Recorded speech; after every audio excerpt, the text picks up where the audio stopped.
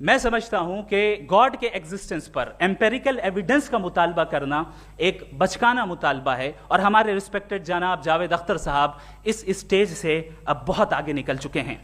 اب بچتا ہے ایک ہی اسٹینڈرڈ، اور وہ اسٹینڈرڈ ہے عقل، لاجک، ریزننگ، اور یہی وہ اسٹینڈرڈ ہے جس کے تحت گاڈ کی ایگزسٹنس کو ثابت کیا جائے گا یا گاڈ کی ایگزسٹنس کو ڈینائی کیا جائے گا۔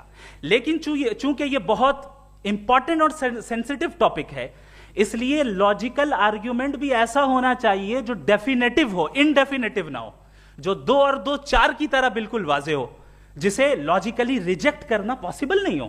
فار ایگزامپل ہم کہیں ہمارے ریسپیکٹڈ مسٹر سوربھ صاحب، یہ ایک انسان ہے اور تمام انسان کانشیس بینگ ہے، لہٰذا نتیجہ کیا نکلا؟ ہمارے سوربھ صاحب بھی کانشیس بینگ ہے۔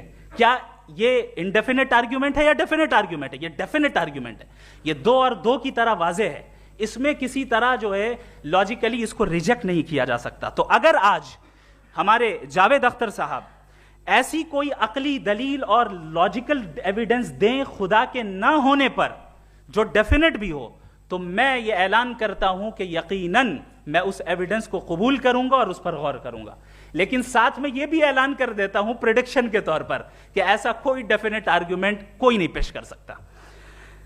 دلیل ہم دیں گے اور ڈیفینیٹو دلیل دیں گے، لاجیکل دلیل دیں گے، ایسی دلیل دیں گے جو انٹائر ایتھیسٹک ورلڈ اسے ریفیوٹ نہیں کر سکتی۔ چلیں اب ہم ایک ایگزامپل سوچتے ہیں، ایک سینیریو، سمپل سینیریو، تمام آڈینس سے گزارش ہے، ہم اور آپ ایک آئسولیٹڈ آئیلینڈ پر ہیں، ایسا آئیلینڈ جہاں پہ ہم سے پہلے کوئی کبھی نہیں گیا۔ چلتے چلتے آپ کے سامنے اچانک آپ نے دیکھا ایک پنک کلر کی بال پڑی ہوئی ہے۔ سب سے پہلا سوال آپ کے ذہن میں کیا آئے گا کہ یہ بال یہاں کیوں آئی، کیسے آئی، یہ پنک کلر کی ہی کیوں ہے؟ کوئی اور کلر بھی ہو سکتا تھا، یہ اسی شیپ میں کیوں ہے؟ کوئی اور شیپ بھی ہو سکتا تھا۔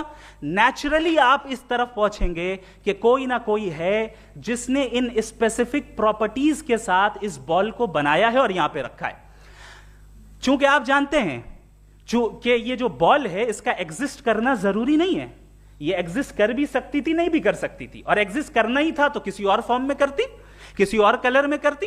اب آپ اس بال کو ایکسپینڈ کرتے چلے جائیں، ایکسپینڈ کرتے چلے جائیں، ایکسپینڈ کرتے چلے جائیں، یہاں تک کہ یہ بال یونیورس کے سائز کی ہو جائے۔ بتائیے کہ کیا سائز کے بڑھ جانے سے سوال بدل جائے گا؟ ہرگز نہیں بدلے گا، ابھی بھی سوال رہے گا یہ یونیورس کہاں سے آیا، ان اسپیسیفک پراپرٹیز کے ساتھ کہاں سے آیا، کیوں آیا، کس نے بنایا، یہ سوال اس وقت بھی ویلڈ رہے گا۔ لیکن